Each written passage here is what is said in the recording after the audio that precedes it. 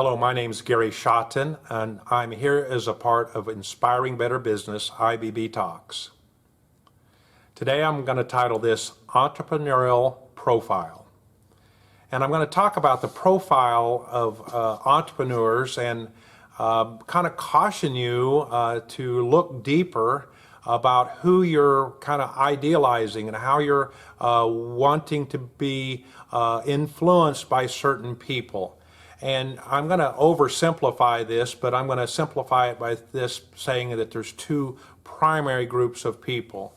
There's some people that want the spotlight. They want up front. They want to be known to have accomplished these things. And they want to be always at the right time for the photo op and always with the right people. They're maneuvering themselves into a position that they are becoming important or appear to be important, or at least running with important people. And there's the other profile that's quite a bit different. It's much more humble, non-assuming, hardworking, down-to-earth, standard guys that are and women that are the backbone, honestly, of our United States of America.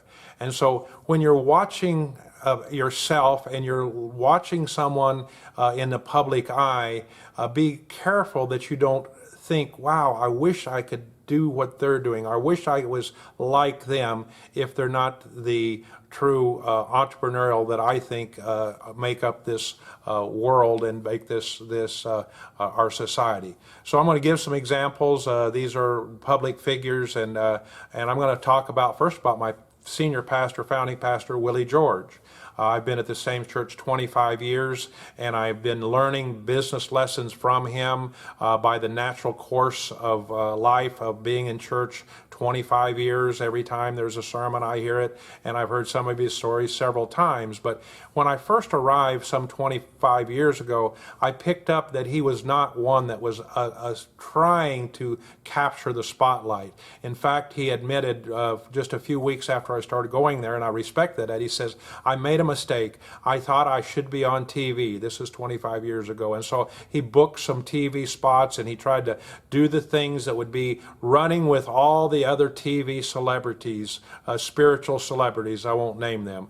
And he said that was a mistake. And he said, I'm going to put that on hold. I'm going to finish all the commitments, and I'm done with that. And I'm putting the money into the youth department. Became 180 department. It's very popular, very famous now, of helping youth and helping the church be better.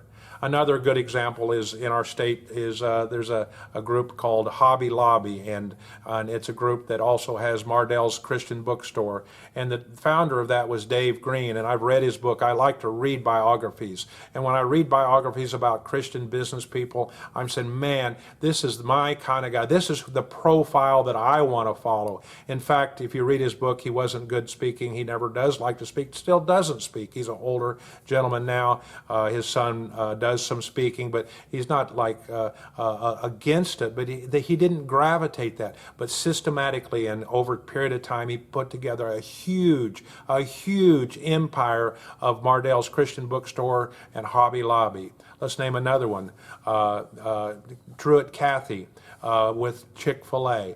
Well, once again, he's not the picture-perfect guy that's driving these fancy cars. He's a down-to-earth. He's hard-working. Now, he's deceased now, I know, but if you read of his life, he's the one that just piece by piece by piece, without a lot of spotlight, without a lot of fanfare, without a lot of look at me. There's really no look at me, and he's got an amazing, I believe now it's so far surpassed any other fast food restaurants, and especially these days because their drive-through is unbelievable. Their food's so good, and it's a fast food chicken Chick-fil-A in the United States. Let's take another one. Let's take Sam Walton.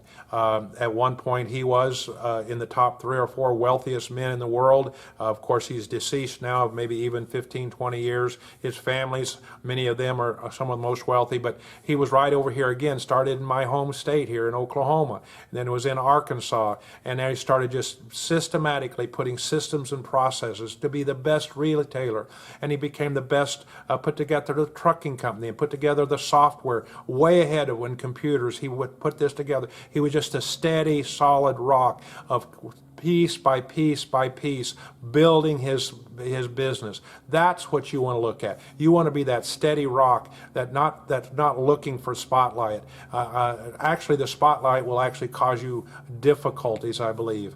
I just want you to see that those are my kind of people. I could go on. I don't know them quite as well, but even Bill Gates. Bill Gates was not a flashy person. He just got the job done. He didn't speak very often. Didn't need to be on TV. Didn't have a speaking circuit.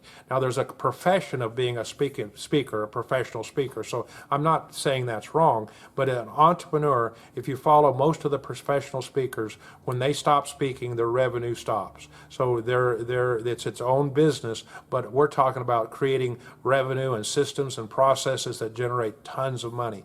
That's what we want to set as our example. Well, all of these people have different characteristics. I can name another 15, 20 people. I like to read biographies, but please catch this idea that there's a difference between of the profile of an entrepreneur and how you could get around them. You won't get around a lot of these people, but you can read their books, their biographies. If you can get around somebody that's in your neighborhood that's a true entrepreneur that will spend a little time with you, do it, because you're going to see that they're not egotistical, and they're not afraid to bend over and pick up a dime on the ground. They're not afraid to help somebody that's down and out. They're going to even wipe the bathroom off when they go in the bathroom and say, hey, I do that. When the bathroom's dirty in an establishment and it's all, I said, you know what, they gave me this bathroom free. I'm just going to wipe my hands. I'm not going to do the whole thing, but I'm going to wipe off the counter because that needs to be done. Those are little things that says I'm humbled before my Maker to just do what needs to be done. Thanks for being a part of Inspiring Better Business.